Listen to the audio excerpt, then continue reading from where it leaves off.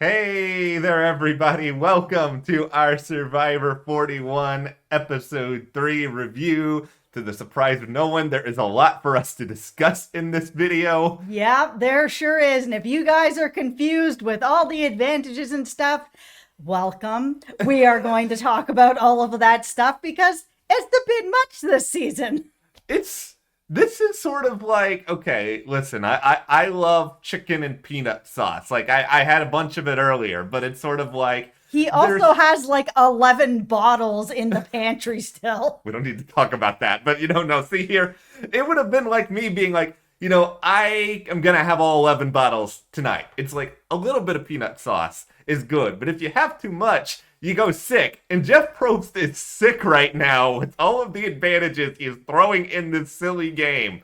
I feel if you could just like pour peanut sauce all over yourself, that I could one day find you in the backyard doing so. I would be like back there, like either dead or comatose, but just like enjoying every second of my life. No, there's fun stuff about this season, but we are drowning in trying to keep track of who has what, when they have it, how they got rid of it. I guess in theory, maybe it's a little bit easier because of who was voted out tonight. My biggest problem with it is just, what is actually happening at camp strategy wise is getting kind of cut out or cut down because there are just too many advantages. And this episode was so heavy on that when this vote came around tonight, I was kind of like, how did we get here? How did we get here? It's just we need more of Survivor where it's about the people as opposed to about sort of watching them go on all these different fetch quests to like go and get this or go find this or then tell this person about what this other thing does. It just gets too muddled. And yeah, I know that we have a soapbox, but we are standing on it. We are standing on it proudly. Yeah, because we saw tonight that Brad went to Shan and was like, I got this advantage.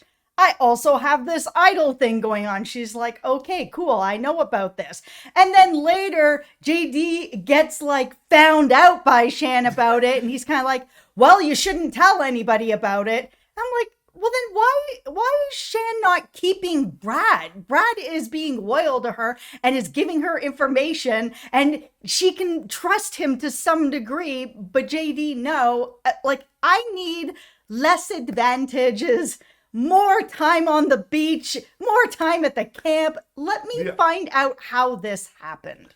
Well, we're going to try to figure out why this might have happened. But before we go further, check out that subscribe button. Think of it as like that rare advantage, like that one where you got on the old school seasons where it felt special. And just hit that because it'll make us feel special. And that way you don't miss any of our Survivor coverage, and Coco Vanderwolf would greatly appreciate it. Speaking of Coco Vanderwolf, head over to our Instagram, Matt and Jess TV. I just posted a new picture of her today being as cute as ever, giving me resting guilt face as she always does, which makes me do anything she wants. She's so damn cute. Anyways, let's get back into Survivor. So, how did we end up with Brad leaving? Okay. I have a theory. Here we go. I'm not saying it's right. It may be totally wrong, but okay. I think in Survivor, there is a lot of paranoia about, I want to seem like I'm the person who is running the show. Like, I think you're constantly sort of thinking a lot about optics. And I think, unfortunately, in particular, there has been a trend on Survivor over the years where, let's say, a strong man and a strong woman both make it to the end, it's like automatically assumed unconsciously and not a lot of the time that, the guy did a lot of the stuff. That's like on every reality show that seems to happen. It happens on Big Brother a lot too, where a strong woman will be paired with a strong man, and by the end of the game, it's, well, he carried her. And I think with Brad in particular, because Shan didn't necessarily hold any authority over Brad. Brad was sort of the person who was finding things and was sort of cluing her in on it. So it's sort of like the optics of that then could become, okay, well then Shan is sort of an accessory to Brad's story, even if that is not true. So I'm reaching really far here, but maybe Shan was thinking, okay, if I keep JD, he's gonna be, indebted to me. It's a proactive decision that I'm making. And now all of a sudden I am the boss. And now that I have said all of this, I still agree with what you said that, she should have kept Brad in the game. Oh man, she could have cut Brad later. She doesn't need to bring him to the end of the game and sit against him or anything. She could have cut him next week or the week after. There's gonna be another opportunity. The season has just barely started. We are like on the show, it's a week in. So for us, it's 3 episodes. There is time.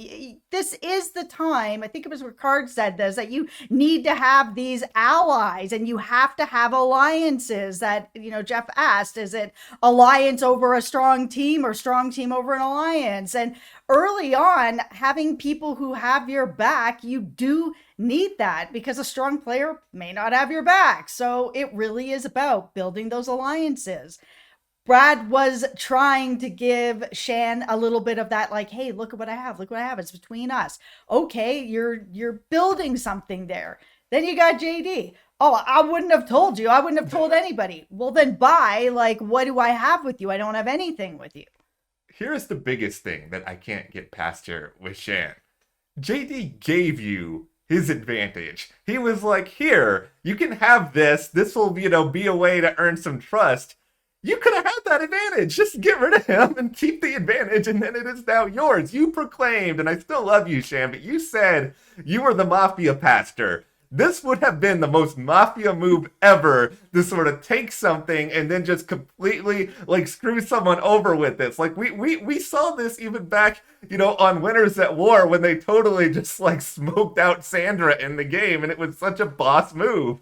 Yeah, it is. But it is still a little bit early, and if she did do something like that, it might turn the rest of the team kind of on her a little bit. I mean, she wasn't the only person that knew about JD's advantage, so I mean, things could have gotten a lot messier for her this early on. They've only been there, according to what was said on the show today, a week. That's not very much time to have built anything up. Yes, it's a shorter game, but there is still a lot of time left in the game, so you do have to still build those relationships. I think she made a mistake, and I think that this may come back to get her, because JD, is he really going to be indebted to her? He should be, but will he be? I don't think so. No, this is a guy who's on the show impersonating Wu. He's clearly a Survivor fan, and he's probably capable of seeing that Shan is a really good player. So he's not going to, he's not going to do these ridiculous moves that don't make a lot of sense late. And I think he will smoke Shan out if it's going to benefit his game in the long term. Okay, speaking of things that don't make any sense, Survivor production. Listen, I think you know where I'm going with this. I understand that you want the players to find these advantages and these beware advantages, but leaving it sitting out on the fire, what is next? You're going to just people are going to wake up and there's going to be there's an advantage on my forehead. I think you even said, oh, there's an advantage on my stool. It's kind of this is getting a bit ridiculous, where not only is there all these advantages, but they are just out in the open. Oh, I'm just walking by the fire. Boom, advantage. It can't be this nerfed out. It's too nerfed out. Yeah, it's too nerfed out. It's too plentiful. We tried to write down before this video, okay, here's what everybody has. And we were like, okay, so Brad and Xander, they each had the immunity idol clue that you have to read a code about, and we will certainly be getting back to this, have no fear. And then we have the extra votes. Deshaun's got one, Xander's got one, JD has one. Even just trying to keep up with what Brad has, where he was kind of okay, I've got to steal a vote, but then I can't use it because I'm not allowed to vote, because then I also have this immunity idol, which I also can't use because I'm waiting for the other butterfly and crickets people to show up. It is getting so bogged down. And when I first heard about the season, I thought they were actually stripping it back and they were really getting into sort of the back to the basics of Survivor. And I like an advantage as much as the next person, but it's kind of okay, now we're just I would have rather had more information on why Shan voted the way she did instead of watching 3 people fight it out over a tarp. Okay, see, there's one part of this tarp thing that I enjoyed. And it's only one part, and I'm sure you already know, but I'll explain it for the people out there. This is one of the few new school survivor things that I really like, is the having to find a way to sneak out at night so nobody will know you're gone. I love that. Brad creating a dead body of himself and leaving that, and that it wasn't as funny as whatever that was that like Tony and Sarah did that one time, but like it wasn't on that level, but it was really, really funny because how do you explain that if like somebody caught Brad halfway through and they're like, Brad, why is there this literal straw man sitting in your bed? It was so good. Listen, it's not a bad idea. You are out in the middle of the night. You don't want someone to get up and be like, count the people and there's someone missing. When you're tired, it's dark. Yeah. It can pass. It's a better idea that Brad had than that one last week where he was like, I'm going to go spy on these people, which, by the way, other people knowing that he was spying on people and or the terrible job that he did during it, I'm going to go out on a limb and say this is one of the reasons why he was voted out as opposed to anything he did tonight. Probably, yes. Brad, okay. I mean, I don't fault Brad for the decision that when they're there. So Tiffany, Brad, Sydney, they're all there. And it's, as you mentioned, it is you can get the steal a vote or you can do the tarp. And it's basically the same rules as we've had the last couple of these. I hope we don't get any more of these for like a long time. There's too many as it is. Yeah, I mean, Tiff was really playing this really hard to be like, okay, so Sydney, you're gonna take the tarp, right? So that means that we get this sort of thing. I was just like, okay, you should have been voted out last week. I don't even know what's happening. Tiffany is a mess of a player. Like, she's really, I will say this, her tribe won immunity, but she's still not good in challenges. She's not good in terms of strategizing with other tribes. No, and the whole building trust with the alliance that she has going on with, like, Evie was like, I'll do what I want anyways. It's kind of like, oh my goodness, like, I was advocating for you for that idea that you have built some trust with the other women at the tribe, and then you're like, screw them. I was like, oh no. Dude, no, they should have gotten rid of her. I'm going to get out the wooden spoon because I'm going to stir the pot a little bit Here now. we go. I want Tiffany to make the merch now. I'm just saying it because, you know, Tiffany will be like that person. They'll have some really delicate plan. I know. And then Tiffany's going to like announce the plan at Tribal, or she's going to accidentally vote the wrong one. Tiffany is going to be an agent of chaos. And Tiffany, I may not be rooting for you, but I am rooting for you to bring us entertainment moving forward in this game. Oh, she will be entertainment gold for sure. She has brought some moments that have got me scratching my head, but definitely talkable moments. Yeah, like she does all of this. She like burns trust with the other people. And then she's just like, I'm going to take the tarp anyway. So what was all of that for, Tiffany?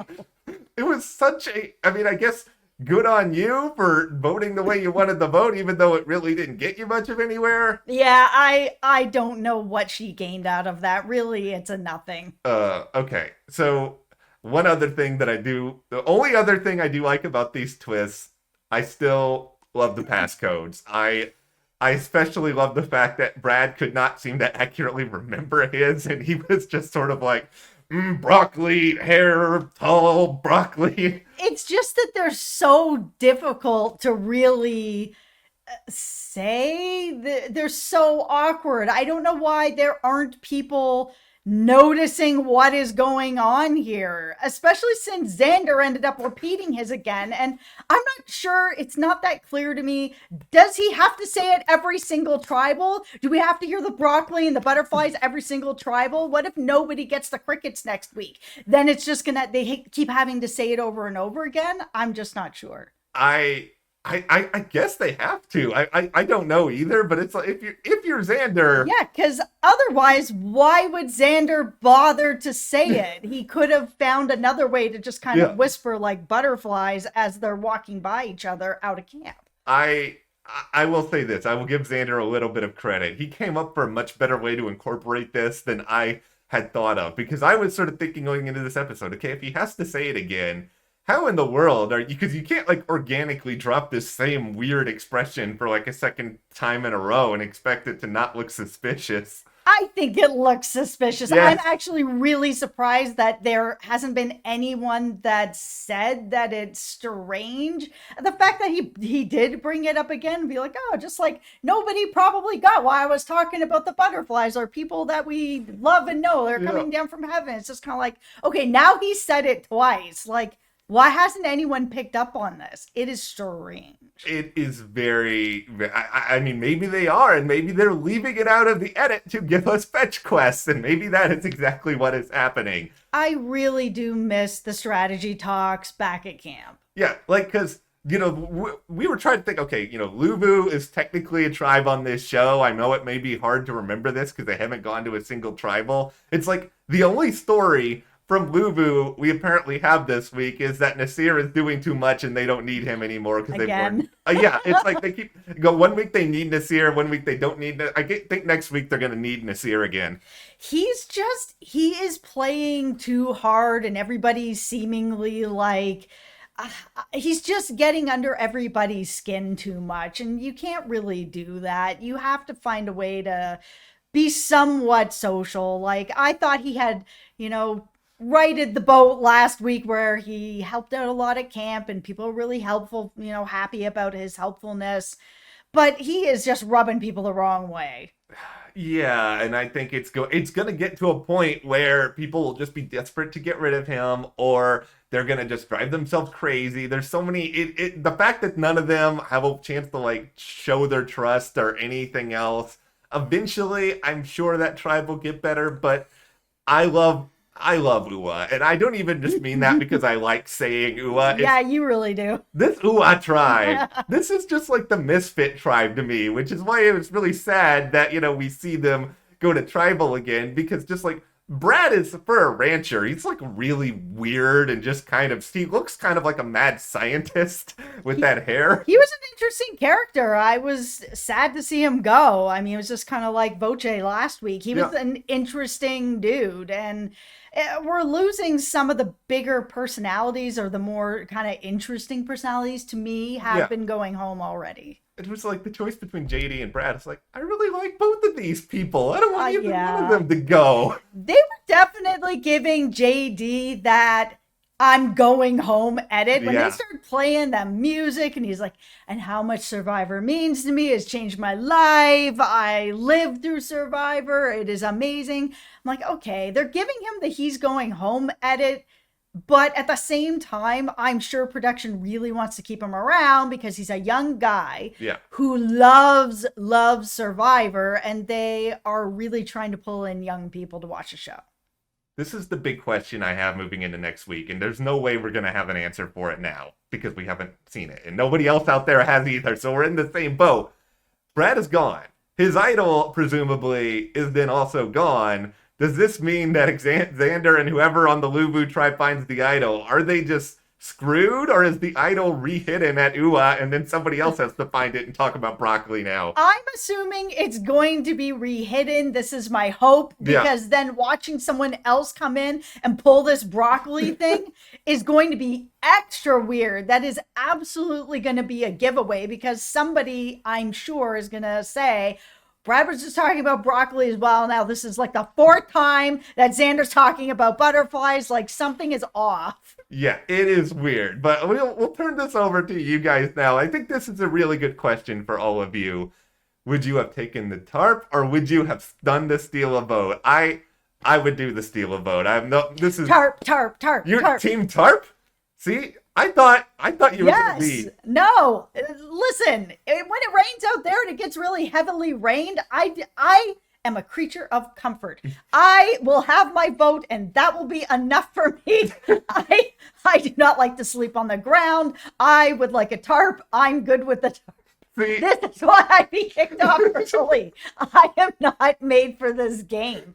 I am a non-athlete that doesn't like to sleep on the ground. Here's my problem. I am also all of those things, but I would try to I'm very good at convincing myself occasionally of things that aren't even accurately real. So I would tell myself, I'm going to get this advantage. I'm going to run the show. I'm bald. I'm like Tony. I'm going to control everything. And then... No, you're making the right choice. That is the right But- choice. I am just a creature of comfort, and this show is not for me. Here is the problem with this, though. I would come back, and you have seen me with this. Whenever I have like a fun secret I'm trying to hide, I just kind of, I'll sit by myself and I'll just be like, I just like laugh to myself like a crazy person. Literally, this is true. Whenever he's got something up his sleeve, like say it's Christmas time and he's bought me something that he's been looking for a really long time. This happened last Christmas. He just sat there on the other chair and just like, I'm like, okay, I know what's happening now here, dude. This is why I would not do well. I would take the steal a vote and I would ruin it. But anyway,